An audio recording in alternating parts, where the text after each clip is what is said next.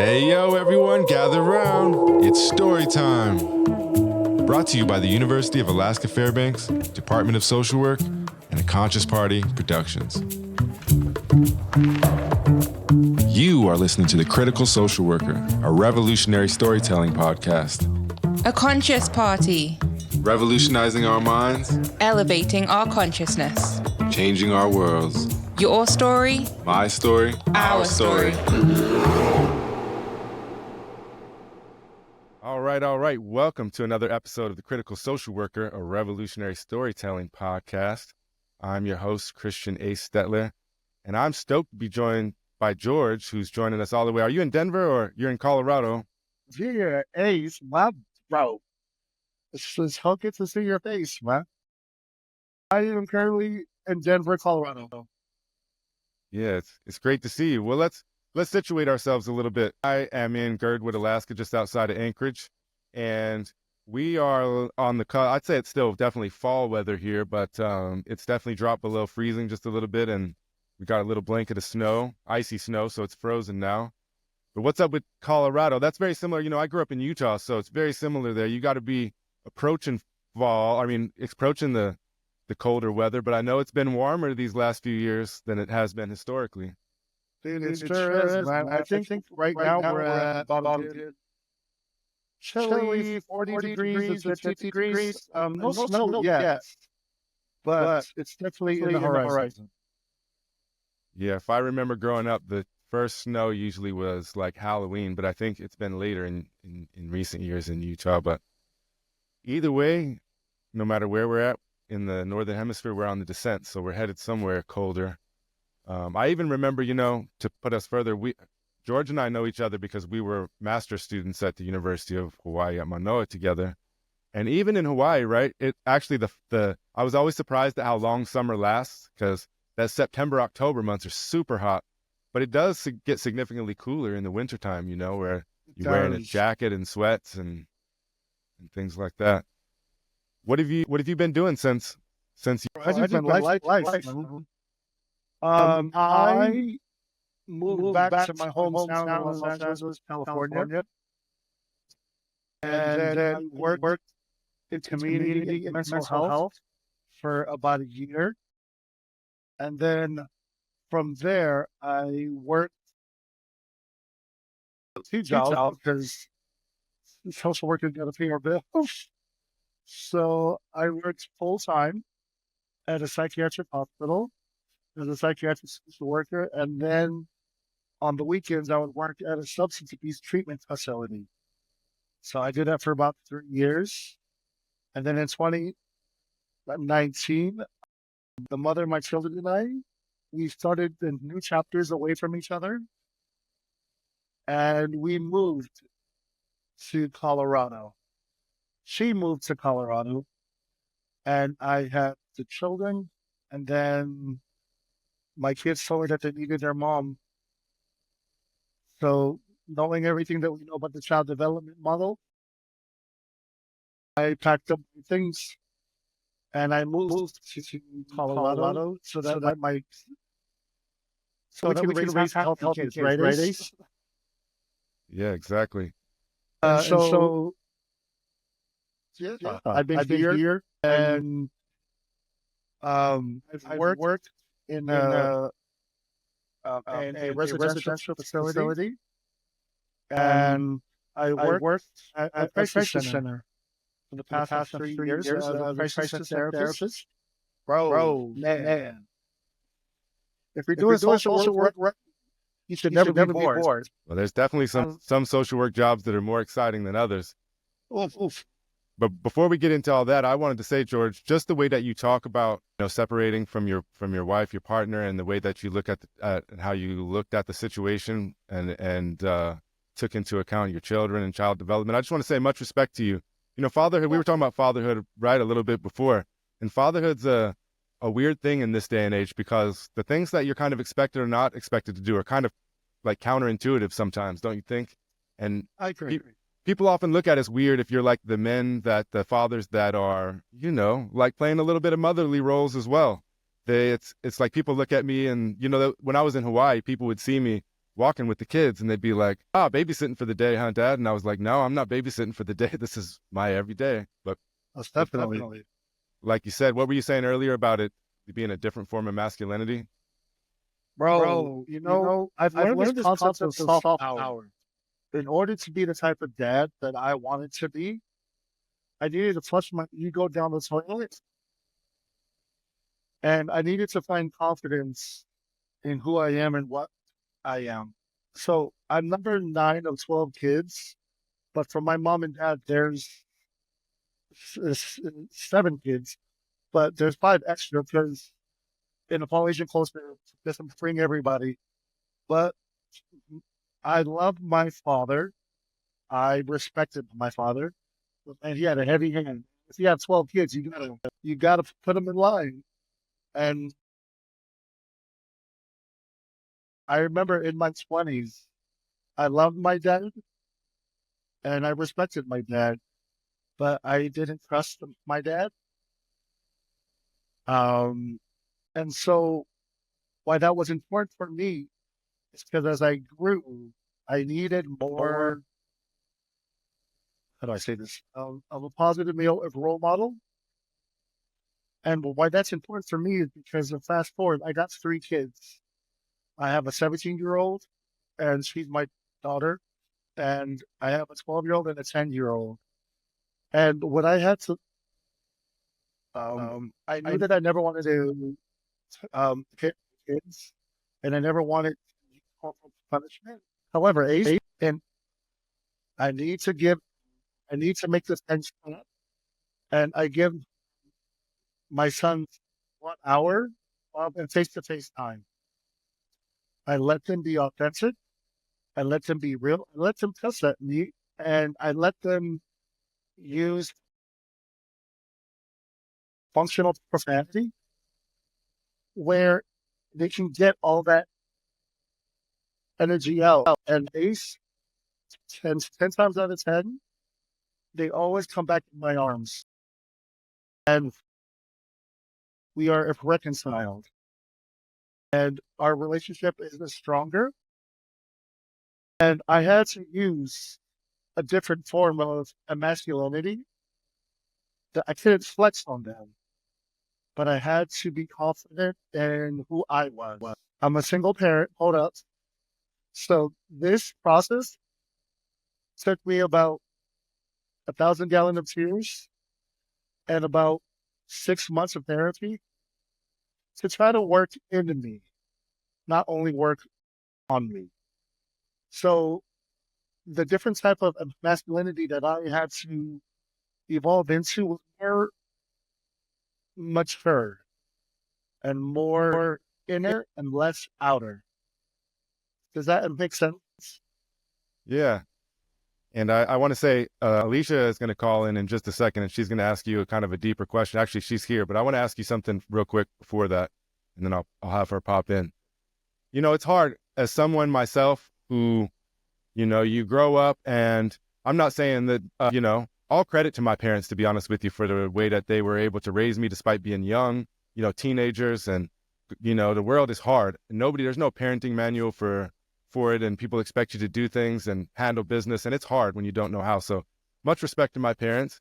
But then there's obviously things that I want to change, right? Cultural things, but also like how you how you punish your children, how you deal with it, just like you were saying. And I'm curious, you know, because obviously our instincts are to go with what we've seen and experienced, right? And so you have to, as a father, you have to unwind and unpack that, and you have to say to yourself, okay, am I being reactionary and basically going into lizard brain and just, you know, copying the very things that I didn't appreciate myself? And I'm just curious, how do you overcome that? Because I'm sure it's not just a one-time thing, right? It's something that you have to talk to yourself with inner dialogue about. Yeah, that's a great question, man. I think my faith had definitely helped out. I always use this analogy, this puzzle piece. Each of my kids are a different puzzle piece, and as their father, in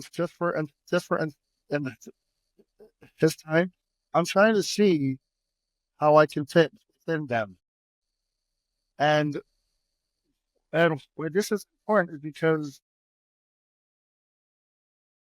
my personal faith that's taught me that my children have come to this earth and they already have personalities set inside their spirits. And if I trust life, if I trust the human in course of life, my sons have to do something for for our human family that is beyond me. And I had to make sure that I had my cup filled, that I was strong enough with who I was. But on top of that, so I think I learned how to be transparent as a father.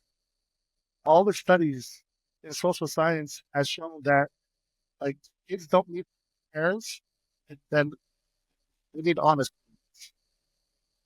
Then that they need to know that their parents are human. And why that's important is because in my family, we've been able to develop this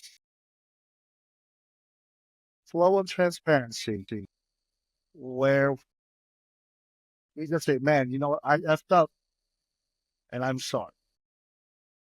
And that's important because as a family, we give each other the capacity to fail forward and to learn, grow, and evolve. I hope that makes sense. That was beautiful, George.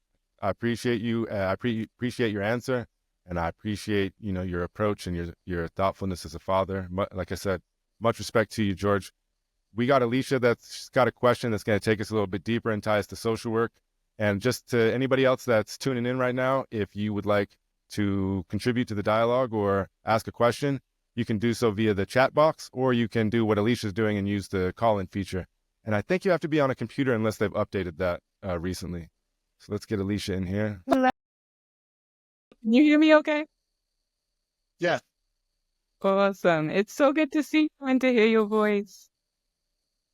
It's good It's to hear great. you And I too. love what you just said about our kids don't need us to be perfect. They need us to be human. And for us to clap and then say, I'm sorry, and acknowledge it. Because then we're our role models, right? We're their role models to see that it's okay to be imperfect and to mess up, but it's also important to take accountability and to communicate about it. So I love that. Thank you for that wisdom. So my question was, it's kind of based on a conversation I had with clinicians last week, and we've been talking about how our personal values impact our social work practice in like positive ways and how it adds value to our work, but also biases that we have to kind of check ourselves on, reflect, consult on. And so I'm just wondering for you, in terms of your culture, fatherhood, your faith, like how that impacts your practice in social work. Yeah, thank you so much. With the way that I grew up, I basically learned that we can't use Jesus as a weapon. You can't beat people up, man. Where like I freaking love it's Jesus. I know who he is. I love him. But I've never been able to bring people to him through shoving him down people's throats. I am so thankful the way that my father raised me because like Polynesians have only been Christians for about 200 years, like at 300 years. But why that's important is because on Sundays, hold on. My dad would go, he would go to our church. I'm a member of the Church of Jesus Christ of Latter-day Saints, but then we would go to my uncle's and Methodist church in the afternoon. And then after that, we would go to my mom's aunt's, or to my mom's Catholic church as a sister. So all day was church. That's and why that was important for me is because, Jesus loves people a lot more than we give him credit for. And I understand that even saying his name is controversial, but Alicia, I've been doing social work now for 14 years, and being an individual, please, if I can overshare, please. I've been in recovery for 12 years. Shout out to the 12-step program. But that's important, man. It's because, when there's authentic humanity that is transparent, it is magical. In my recovery and meetings, I have cried with people who are from every political spectrum. I have cried ugly with people who are from the LGBT gang community. Hold up. In my darkest times, I have had one of my Muslim and sponsor. He sat in my vomit with me. So why that's important is because as I tasted that, like, nah, man, nah, we're a human family. We have to be a family. And like speak and look, like going back to the puzzle piece, I have learned that we're not meant to fit in everywhere, but we belong somewhere. And why that matters is because I've been able to assimilate my faith and my social work and values into a vocabulary that's like I don't believe in good or bad. I don't believe in right or wrong, but I do believe in healthy, unhealthy. I do believe in sustainable versus unsustainable. And why this is such a big deal, like it's because why this is a big deal is because racism, bias, and prejudice have always been one part of our humanity. Yes, but so also has compassion, respect, love, and opposite emotions are married to each other, opposite experiences. You cannot have high without having low. And why that's important is because it helps me to respect the flow of people and of, and of societies. And even being a therapist where I'm at, I believe that culture changes one on one, one by, and even like in having people and disagree with me, but not argue with me has really helped me to build this notion of we're all family. And looking at everybody as family helps me to love them, even if I don't approve of them. It helps me to love them, even if at this point I can't respect. But I choose to love because hate is heavier. Hate keeps me up at night. Agreed. Animosity and just bad juju is like, yeah, I can't. No, I refuse to live in that space because it's poisonous. Does that make sense? I hope I Yeah, answered your question. it does. It does. And it goes to, I was talking to Ace about this the other day. I believe if, as a human race, if we lived by love, peace, and gratitude, we would be able to get so much further together than we are divided. And I think it's exactly what you're saying, right? Like we don't have to agree, approve of each other's choices or way of life or anything like that. But if we come from love, peace, and gratitude, like, what can go wrong? Yeah. Thank you, George. Oh, you're muted, Ace. Back now. You hear me, George? Yes, sir. Yeah, I meant to say thank you to Alicia while she was still here, but thanks, Alicia. George, when you're talking, I had me reflecting on some of my own life experiences and whatnot.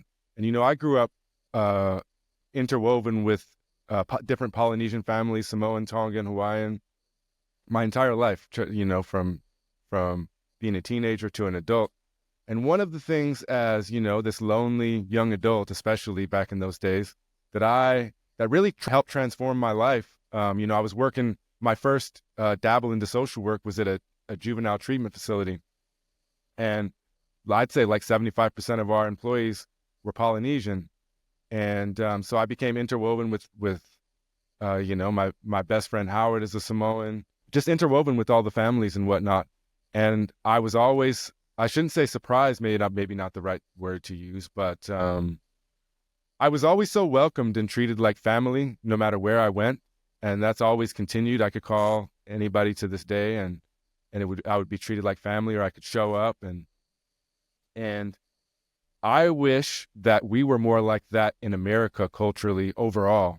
You know what I mean? Because in Polynesian culture, and I'm not speaking for every single group or every single person, right? But typically you could have left and right exist at the same place. You could have people with, vastly different political beliefs, different ideology. Some people might be LDS, some people might be Mormon, some people might kind of be, but not practicing right now. And some people might not be, but everybody is so accepted and brought in a sense of the best word about it is, the best word to describe it is community, right? And as we're moving in this future world where we're on social media and whatnot, it's great that we're so connected and you and I can talk, right, from halfway across the world. Sometimes we're missing out on that community that you still see very present in many Polynesian communities, right? But we're losing that as a culture in America or in the West, don't you think? I feel it, yeah. Like, I currently have my sister.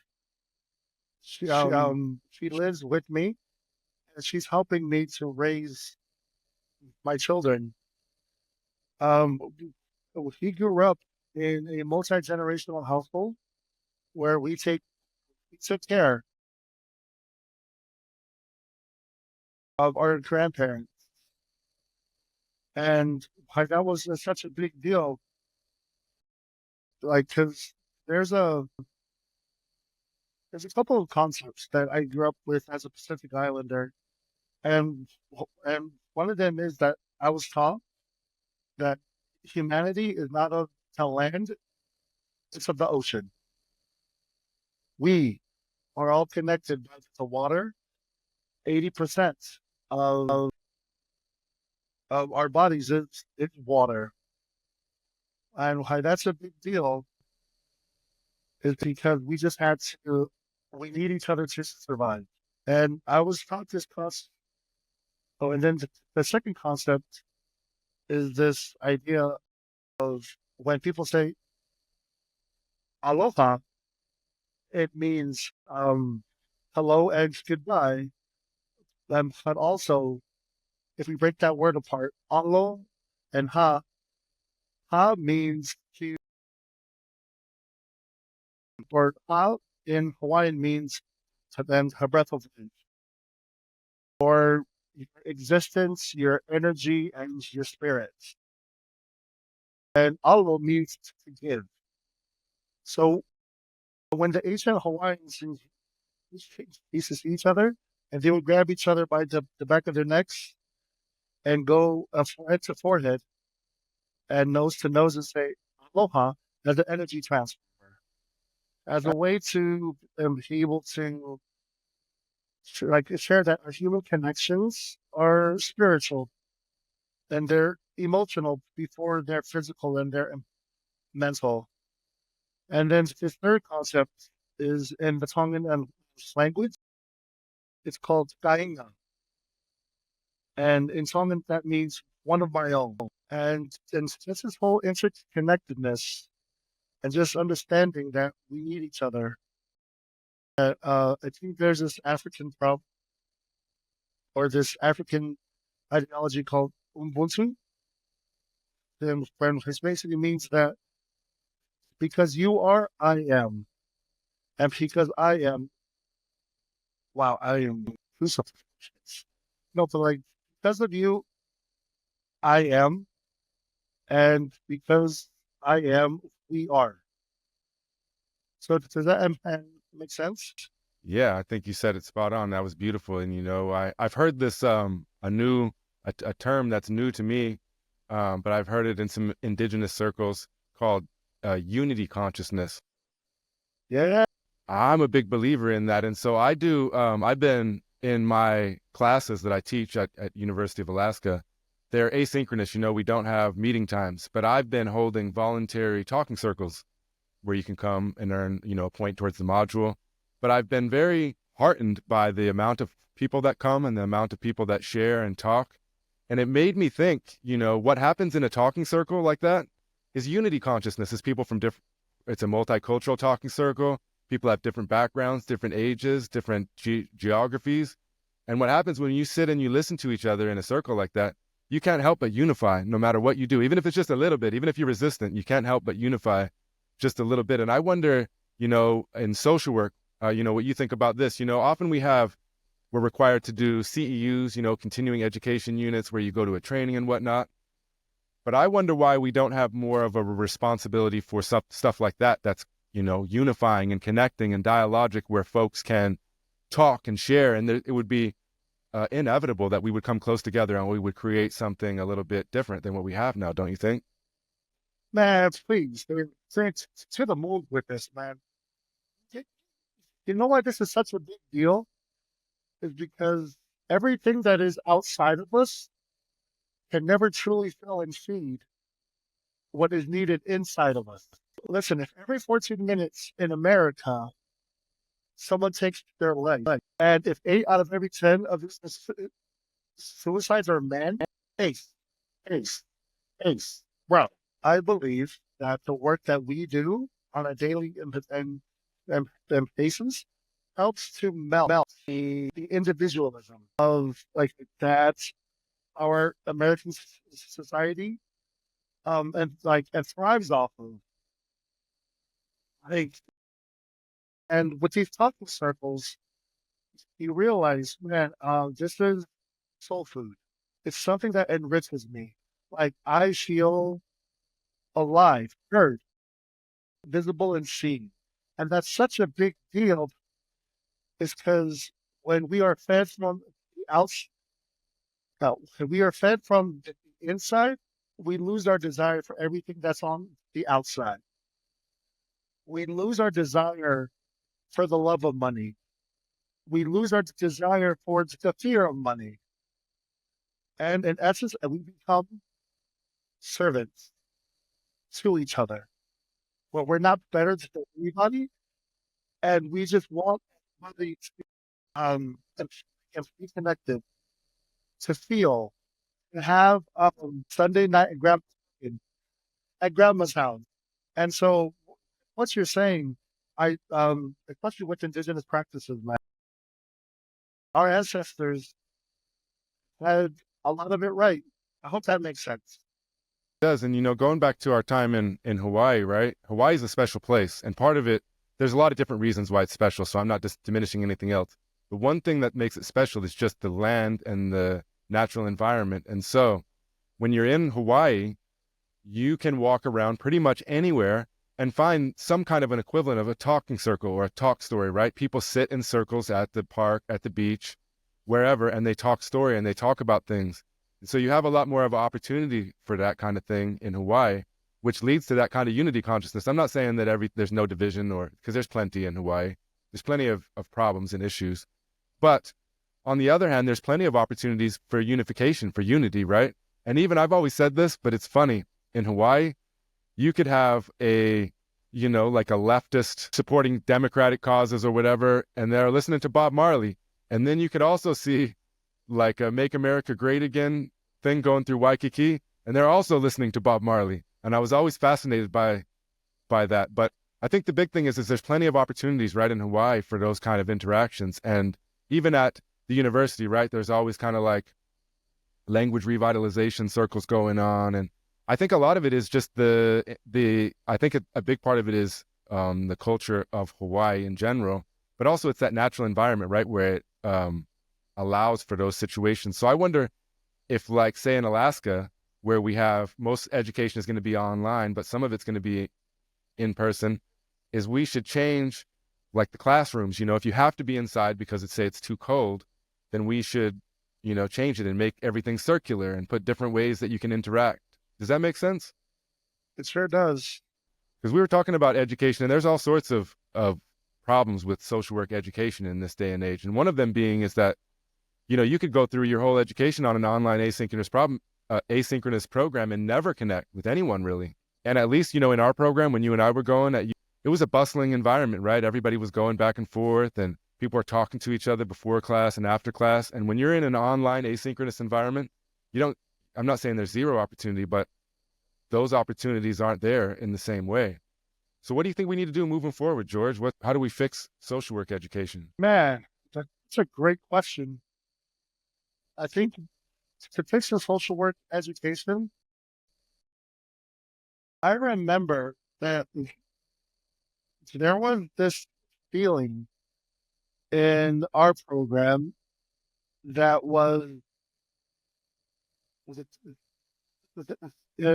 the end result was a research-based and financial capital. I just remember I had to take like 3 research classes. And I was like, okay, I think no, research is good, but I think after like the first one, the second and the third one became redundant. And what we had to do was that we had to, how do I say this? Fulfill our social work obligations to be accredited. And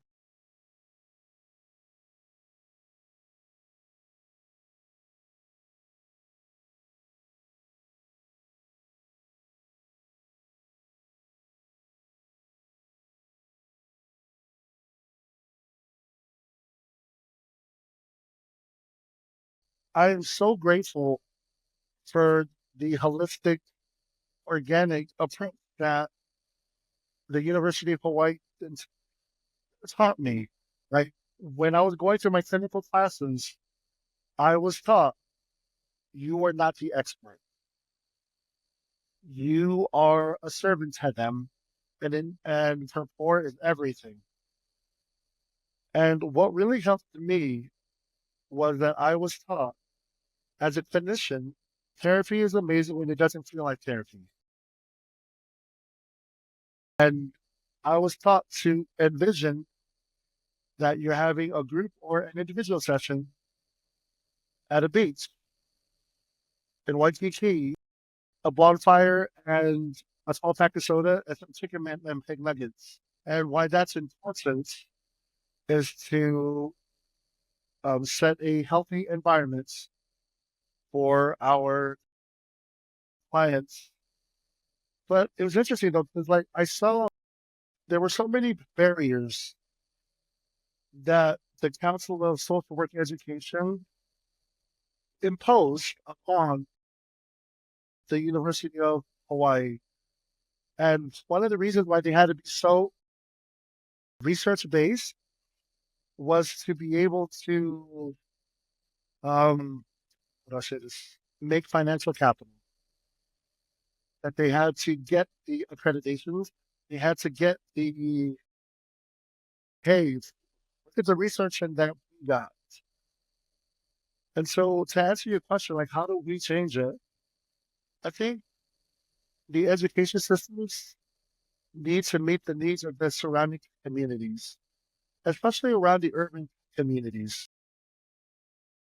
If look, and here's another thing that Hawaii taught me, that the real meaning of privilege is servitude, not to be better than anybody else. If we have this privilege of education and servitude, we have to meet the needs of our community. And why that matters is because if the community is invested in the education, like it's quality services, not quantity services. And so for every like social working graduate program, we need to be able to formulate programs that will serve our human family in a more effective way. Yeah, I like that you brought up, like keeping it connected to the local community, because that's a problem in my opinion with like the CSWE that's, dictating what's being taught and what the curriculum is, the requirements, like you said. Well, it's a national program, and, think about the difference between Hawaii and California and Colorado and Utah and Alaska. Those are vastly different places, not to mention like New York City or something like that. You know what I mean? And so why those, Can I just all tell those, you how I'm sorry, I interrupted you. I apologize. no worries. I'll just finish. I was just saying that, that the CSW is not really connected to local communities, and the local communities should be the ones that dictate what someone is learning. So if you're in an advanced standing MSW program at University of Hawaii, right, you're taking 5 graduate classes per semester. So 3 heavy duty research courses in there. And the only way those research courses would be effective is if you really had the time for it to resonate with you and whatnot, rather than moving from class to class to class to class to class. And then you have a practicum internship, not to mention the rest of life. So the time's not really there. And what would a social work student in Hawaii benefit more from? Their research class that they're doing it to jump through the hoop in order to get, their degree so they can get licensed and stuff, or having that time to be able to spend in like talking circles or unity consciousness, or spending time with their with their peers talking story or different kind of events like that. To me, it's common sense. You know what I mean? And if it was more localized, that's the way that's how it would reflect. Don't you think? Dude, I'm there with you. And you know what? So here's a concept that might disagree with. But if I would go back, I would have told George, it is a necessary mandate to go to therapy. Like, go, learn you, explore you.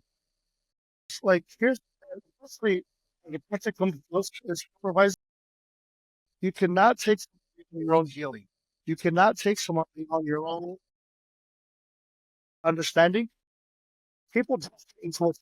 Like, there's just this unspoken, energetic, and nature of humanity that you cannot give healing juice that you do not have already within you. But trauma is a constant for everybody. However, if you haven't organized your trauma to work for you, you cannot organize it for other people. Then does that make sense? Yeah. And it makes me think, even bringing it back, staying on education, is that a way I've tried to reframe social work education a little bit, instead of just, like you said, teaching them what's in the textbook and whatnot, is that a couple of different things is one, is that rather than just having the textbook or whatever the CSWE or a combination of those things define the curriculum, I believe in creating the curriculum, co-creating the curriculum with the students. And I wonder what would happen to social work education if we always did that. And so therefore the students are getting what they think they need, not what I'm telling them that they need, or not what the CSW is telling me that they need, if that makes sense. We're teaching what they think that they need. So that's one side of it. But I also think self-application. We did it sometimes in MSW program at but self-application, right? When we're learning, we should be applying all these things. As you mentioned, the reason I say that is because you mentioned therapy. And yeah, therapy is great. And I think that social workers should do that when they're getting their education and beyond, or whatever. But also, if you were to go through your social work education trying to apply all the principles and things to yourself, basically looking in the mirror and applying them, you're going to understand yourself better. You're going to become a better person as a result of it. And then you're going to be much more equipped, right, to go out into the world and continuously revolutionizing and improving yourself while helping others do the same, right? Taking care of yourself in order to take care of others. Definitely. You know what, I wish somebody would have taught me, and that's this whole idea that as a social worker, you'll never see the true fruits of your labor. Like, there's a Tongan saying, and that it translates into English, that says, we plant trees for our children whose shade we will never sit under. And that's a big deal, is because as social workers, we are fighting back against a war that we will never see. Well, why? Because we're just planting seeds for our children, so that then they can eat the fruits of what we do, and why that matters, especially in social work education, is so that I didn't have the ego in coming out and saying, "Hey, behold, master social worker license." It's like, bro, hey, you're there to wash their feet. You're there to help them organize the capital of their lives. That's okay. So I hope that all makes sense. Yeah, most definitely. Thanks, George. We were talking earlier about that you have been working with Practicum students, right? Supervising Practicum students. Tell us about that. I think because that's an important part, right? That's your Practicum. My experience was mixed as a student. Felt like I had a wonderful supervision at one place, and another place I felt like I didn't get any, and it was actually bad. And so a lot of that depends on who and where you're being placed with, right? How's it? Mm-hmm. It's been good. I just want to highlight the value of Western education. I think we can all build together and blend together in a coexistent way. I am grateful for, CBT and for DBT, like Carl Rogers' humanistic model. Like, look, that's all wonderful. It has a place and a space that is and valid. However, through my practical experience and what I try to teach my students, that is secondary to the person, to the client. Shout out to adulthood for youth, down in like feel their feel their energy. Like they didn't teach me what to say, they didn't teach me what to do, but they taught me what to be, and that is connected, active listening, and being in tune and online and in line with the client. And I think, man, when I graduated from Hawaii, I went to California and I was like, I'm Mr. Aloha. Welcome. Like everything that I learned, I'm going to come and fit it into Hawaii or to California. Yeah, bro. You did it. It was a different frontier that I really struggled with, actually, and that I still kind of struggle with today. But I remember being a practicum supervisor. I think it was a struggle to get students to be in themselves instead of trying to fit everything into a textbook. Like, actually, like I don't know, like how to say this properly, but there's a practice of social work, and then there's the art of social work, and the practice of social work is everything that's in textbooks. But they're good, but the practice of social work, but the art of social work is building something out of nothing. And with practical students, especially inside the psychiatric hospital, like it's okay if you're doing case management with the client and your client is having active psychotic symptoms. Hey, you, you can still be in that space. And that's important is because I've seen too, the quality of person that you are will determine the type of social worker that you are. Like, if you need to practice social work and it feels like a mask, that's an unsustainable way to stay in social work. But if you are organized and aligned within you, you'll be able to weather the storms that social work brings. Does that make sense? Yeah, yeah, most definitely. I think, I think a good practicum supervisor often has the same qualities I would want in a good social worker or a therapist, and that would be somebody who's curious. If you have, oftentimes, sometimes you have a really busy supervisor, and I don't want to judge anyone's intent, but they're not curious about their students, right? And so the students are just kind of going through it alone, maybe with a little bit of supervision or whatever.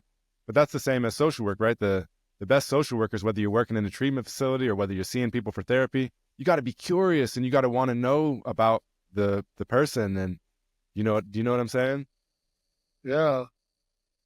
And that's a really big deal because as social workers, we are a supplement and a support. We are not a replacement for our clients. Like, yeah, I was taught this. If social workers are doing their job, we should work ourselves out of a job. Like, we are not the answer or the cure for our clients, and they are. And and I'm very passionate about this ideology of one on one, one by one, because I just think that as important as the macro is, like these small micro interactions and with your a practicum student is a really big deal to make them feel heard, visible, and seen, and that they don't need to have all the answers. And I love your focus on curiosity, that like just explore, excavate, uncover to recover. Yeah, and you know what I also heard you saying was basically that students, and I hear this in my own classes far too often. I'm not criticizing the student, I'm criticizing the way that you've been conditioned to be this way. But the thing that you're looking for, always looking for the right answer.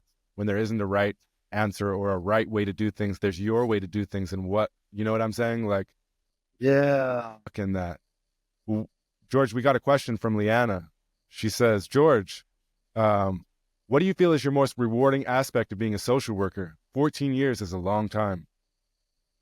Yeah, the average is 5 to 7 years, according to the National Association of Social Worker. The most rewarding aspect, yeah, like and burnout. You know what?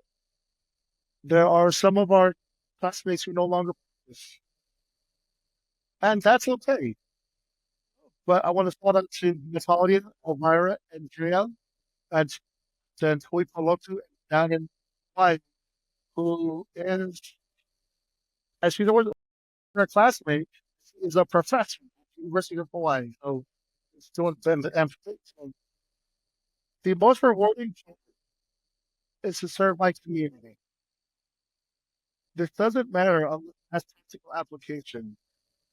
In my Tongan community, and especially in my Facebook community, suicides are not spoken high enough of, and it's a very taboo topic. Mental health and to take the approach of a servant has really helped me help my family. Just to be able to give the empathy that I've been able to give my family. I just want to take a time out, please, Ace. The only reason why I'm here is because my two brothers died from drugs and gang violence. Oh, like that happened in 1989. And my mom and dad freaked out and they put me into private school for 8 years.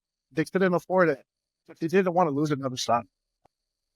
I have permission to share this, but my sister struggled with depression, and she chose to self-medicate in unhealthy ways. Life is life, and in 2024, I'm her caretaker.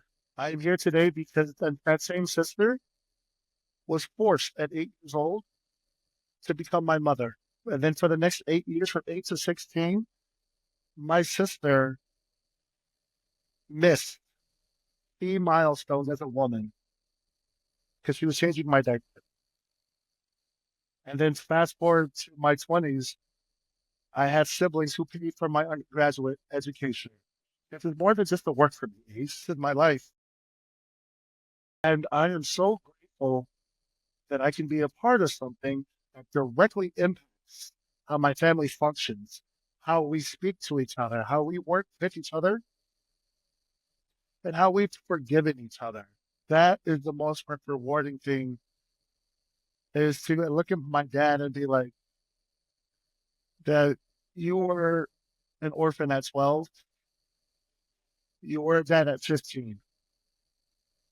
That, come on, like, and let me take care of you for the rest of your life. Shout out to my boss who's 75. And we are forcing him to live with us. Because my dad is on the sunset of his life. And man, he's still trying to big time it. But no, so I got 2 grandkids just for my dad to help. And so, yeah, so that's the most rewarding thing, is to be a servant to my family and to give back a privilege that they gave to me that I did nothing to earn. My 3 lives were given for me to be this master social worker. And and hold on, Matt, please, like, if this offends anyone, please don't forgive me, man, but I have this big picture that is on my wall, and I hope you can see this. Can you see this? So it's Jesus watching feet, and where I am, that's it, and that's enough. I'm going to wash feet for the rest of my life. I'm going to serve people. I'm going to serve my family. And like, why that's such a sweet spot for me is because I've been able to find my place and my space in my human family. Every CEU that I need to take is how it can impact my church community, my cultural community, my clients at the Substance Abuse and Treatment Center. I'm talking way too much, and I apologize, but I hope I answered that question. Yeah, no, I appreciate it, George. I appreciate you making yourself vulnerable and sharing your thoughts and experience. And what I hear from you, George, is oftentimes, you know, in this day and age, social work is reduced to just a profession. It's just a job. And I'm not saying it's that's not a big deal. A social work job is not a big deal, or a title or whatever. But I've always viewed it as it should be something deeper. And people have disagreed with me on this. And I think that we should do the best that we can to, you know, use our skills in social work and what we've learned to revolutionize ourselves. And then that springs outward. And so I hear you, when I hear you talking about family, I hear you both talking about your own literal, you know, blood family in this way. But I also hear you talk about the people that you work with as a part of that concept of family.